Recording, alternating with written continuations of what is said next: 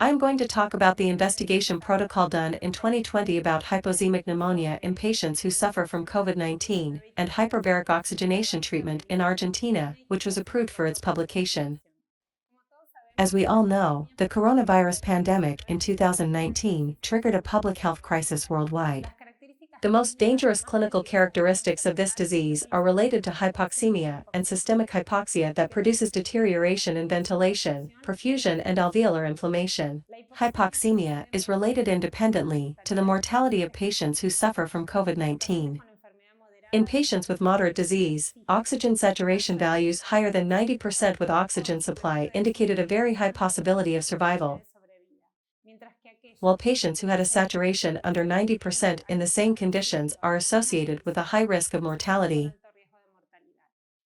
In patients with hypoxemia due to COVID-19, the damaged pulmonary dysfunction of oxygen leads to the drop of the oxygen levels, which produces hypoxemia and systemic inflammation. In systemic pneumonia caused by SARS-CoV-2, the alteration to oxygen dysfunction produces a lower level of saturation of hemoglobin. As we know, hyperbaric oxygenation therapy is a treatment in which the patient breathes high levels of oxygen inside of a hyperbaric chamber with pressure above sea level. The hyperbaric oxygenation treatment has been efficient to increase 10 times the oxygen in tissues, reset cellular breathing, mitochondrial function, increase ATP production and reduce damage in patients who suffer from severe hypoxia due to intoxication with carbon monoxide or severe anemia. So we implemented hyperbaric oxygenation treatment and proposed to make an investigation work about severe pneumonia due to COVID-19. The oxygen administered in high pressure increases the partial alveolar oxygen pressure and the alveolar, capillary barrier or membrane exchange, as Dalton law explains. The increase of the gas infusion through the thickened alveolar membrane, as Fick law explains, and the increased production of higher levels of diluted oxygen in plasma and tissues, as Harrison law explains, are the reasons for using hyperbaric oxygenation treatment in those patients. On the other hand, the hypoxia produced by hyperbaric oxygenation treatment has been associated with a reduction of the inflammatory response, as the decrease of the inflammatory cytokines, such as interleukin-1, 6, tumor necrosis factor alpha, with an increase of interleukin-10 and a decreased expression of inflammatory markers, such as toll-like receptors.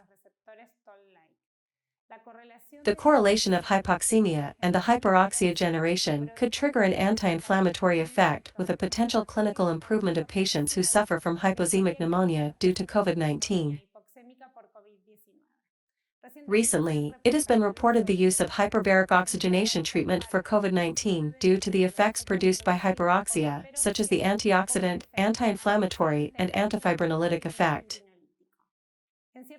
In certain conditions, the hyperbaric oxygenation treatment may lead to a better clinical improvement, which compares with patients with other treatments like extracorporeal membrane oxygenation or mechanical ventilation.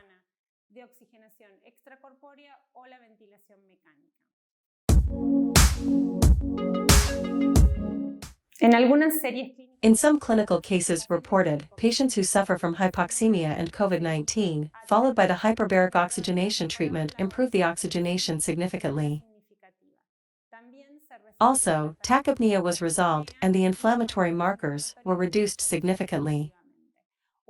It was reported some cases, 5 treatment cases to 1.6 atmospheres with 5 sessions, 120 minutes each one, which improved the saturation, the clinical evolution and the pulmonary tomography images. Other cases were reported to 2 atmospheres of 90 minutes each session with diminution of D-dimer and good evolution. And there were some cases reported where it was a diminution of mortality. The hyperbaric oxygenation done with pressures under 2 atmospheres in portable chambers could be a safe and effective option in reduction of hypoxemia times in patients who suffer from pneumonia by COVID-19. The goals that we proposed was evaluate the safety and effectiveness of hyperbaric oxygenation treatment at 1.45 atmospheres in treatments for patients who suffer from severe hypoxemia by COVID-19 to reduce the hypoxemia recovery time, defined as oxygen saturation less than or equal to 93% with a FiO2 of 21%.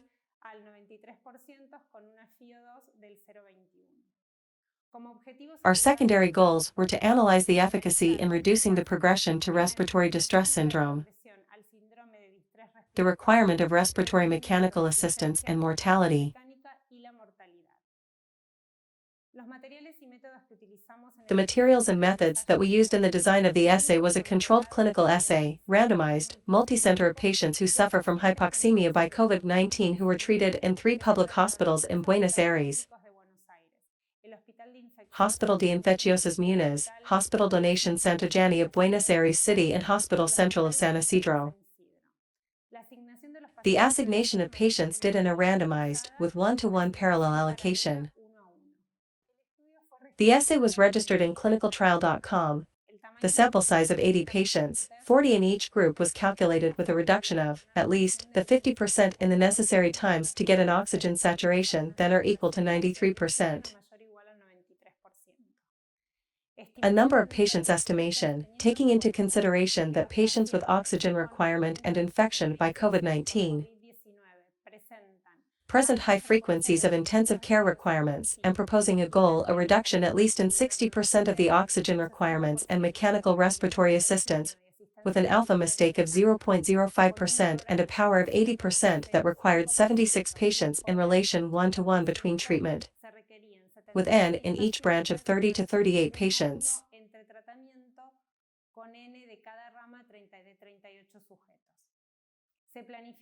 An interim analysis was planned at 50% of sample size, approved by the Ethic Committee of each institution, with the possibility of early end, by clinical benefit, futility, or security analysis.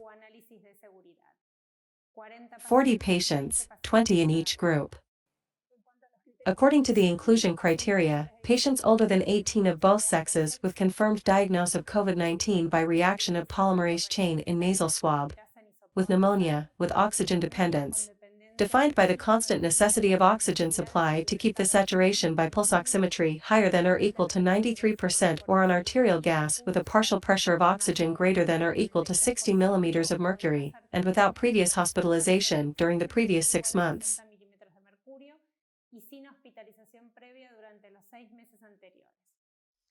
The exclusion criteria: patients who couldn't give their consent, pregnant or in breastfeeding people, patients who required mechanic ventilation, or patients who can't stand the sitting position for more than 2 hours, or that have hyperbaric oxygenation treatment contraindications such as respiratory distress, pulmonary shock, emphysema, air cysts, untreated pneumothorax, or severe chronic obstructive disease.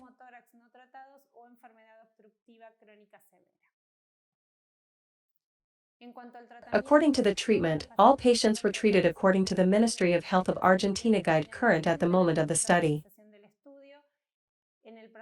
During the procedure, the patients were randomized and assigned parallelly to receive hyperbaric oxygenation treatment in addition to the standard care treatment or the treatment for respiratory symptoms.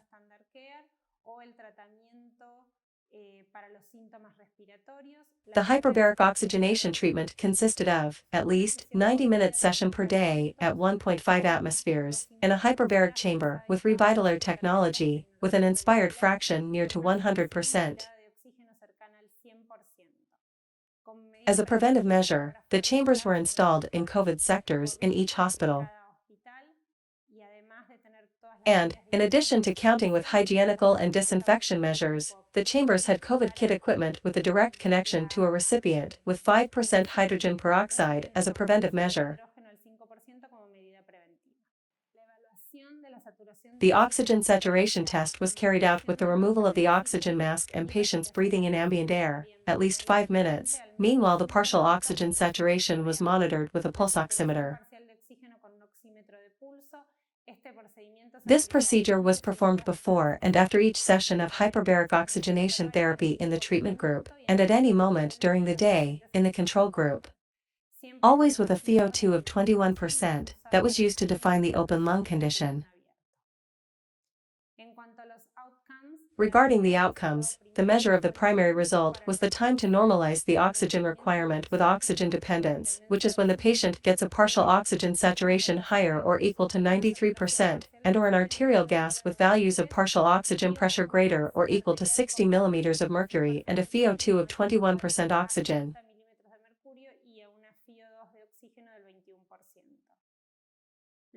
The secondary outcomes were the necessity of mechanical respiratory assistance, the presence of the acute distress syndrome, and mortality within 30 days.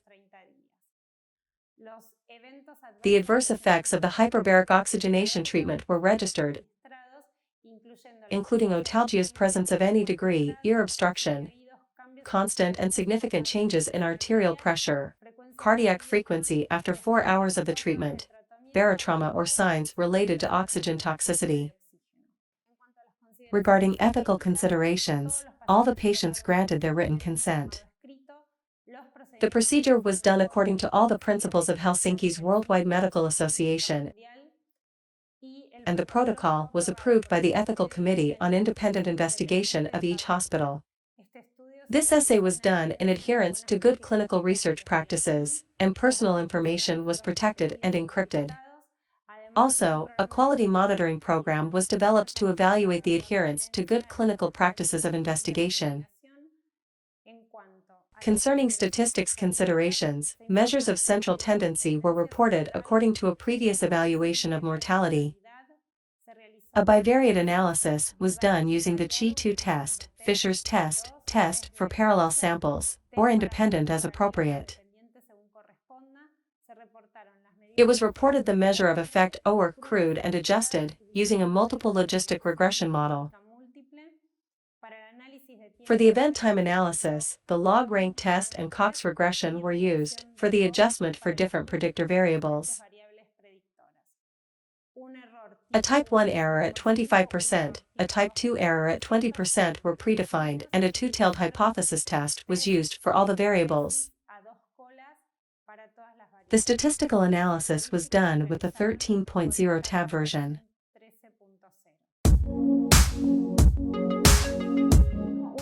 An interim analysis of the primary and secondary analysis was scheduled when 50% of patients for the sample calculation were recruited.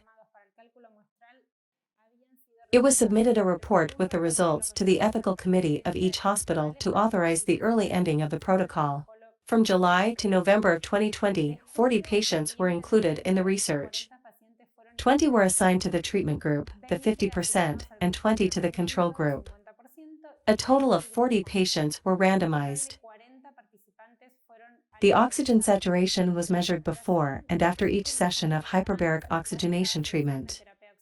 The demographic clinical data and biochemical parameters didn't have any significant statistical differences. Consideration was given to obesity, hypertension, diabetes, chronic renal insufficiency, dyspnea, fever, and odonophagia. According to the results, the primary result of the hypoxemia rehab after 3 days obtained an OR of 23.2, and after 5 days an OR of 2.5. An adverse effect was otalgia in the second session. This effect was the only one registered. The adjusted OR was adjusted by sex, age, hypertension, obesity, and diabetes. The saturation post-session showed an immediate increment of induced saturation by the generalized hyperoxia. And the saturation pre-session of each day showed a successive increment with an improvement curve better than the patients who didn't receive hyperbaric oxygenation treatment. The difference between arterial saturation before and after hyperbaric oxygenation therapy was significant for most sessions, and the normalization of oxemia, defined as partial saturation of oxygen higher than 93%, was achieved in the hyperbaric oxygen treatment group in less time.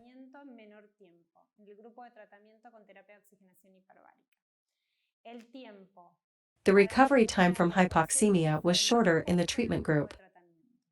In addition to clinical improvements registered and the recovery from oximetry in patients with hyperbaric oxygenation treatment and hypoxemic pneumonia due to COVID, we registered improvements in lung tomography images.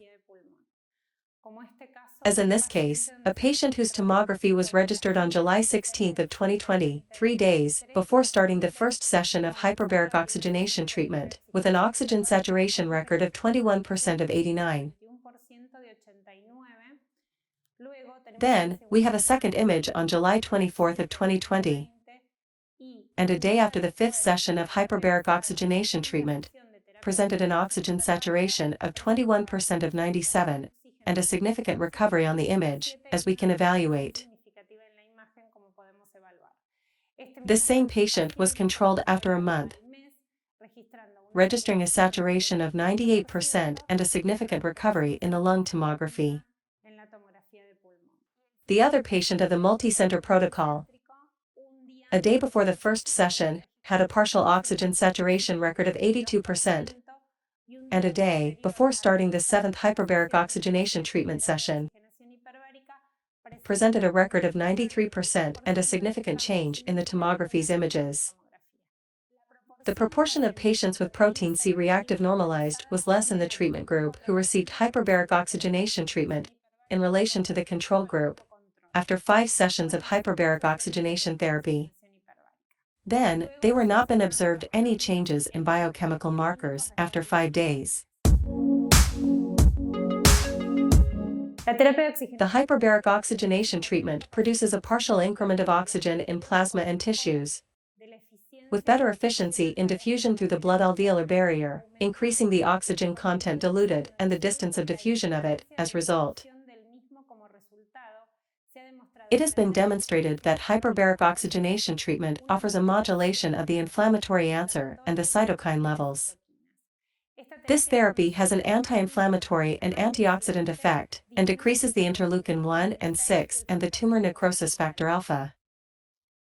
As an oxygenation tool, it has been proposed by many authors as a therapeutic tool to combat hypoxia in patients with hypoxemia due to COVID-19. The hyperbaric oxygenation treatment at 1.45 atmospheres, as an adjunct with patients with pneumonia due to COVID-19, significantly decreases the hypoxemia time. With 2 sessions of 90 minutes of hyperbaric oxygenation at 1.45 atmospheres, the patient has 22.2 more chances to increase their saturation to 93% with a FiO2 of 0.21 than the patient who only receives standard care with normobaric oxygenation. Has the patient got less oxygen requirement and days of hospitalization? Some of the difficulties that we found were the low number of patients because of an early ending according to the ethical considerations in a health emergency situation, and demonstrated effects. It didn't determine other risk factors, such as the previous time of hypoxemia, which means the impossibility of knowing the previous time that the patient saturates before entering the institution. It didn't program the register of clinical signs, flow and oxygen requirement, or lungs images of all patients. The strengths we had were the design. This was the first controlled clinical essay, randomized, of hyperbaric oxygenation therapy in COVID-19. Several studies describe the physiological effects of hyperoxia and the correction of hypoxia that could be beneficial in this pathology of the systemic effect that the hyperbaric oxygenation therapy presents. And the accessibility. The hyperbaric chambers are accessible to the installation management, with the approbation of health entities and security follow-up among other indications. According to the potential role of the hyperbaric oxygenation therapy in COVID-19 and post-COVID, we have into account that hyperbaric oxygenation therapy generates mitochondrial neurogenesis reactivation, combat hypoxemia, has an anti-inflammatory and an antifibrinolytic effect. All those factors are very representative of what happens in this pathology. Results evidence the security and the effectiveness of the hyperbaric oxygenation therapy in the treatment of severe hypoxemia due to COVID-19, reducing significantly the time to increase the partial oxygenation saturation higher than 93%. It's clear that we need more research to evaluate the mortality and the decrease of sequels and predictive factors to the treatment's answers. I want to thank Bivariate for believing in the project and the Chamber's donation to the 3 hospitals. Also, I want to thank the managers and doctors of each institution for believing in us and the project, and bet on being able to provide patients with a treatment that can help them to recover from these several pathology. Thanks to all the team who worked with me, to each doctor and biochemist who worked on the project.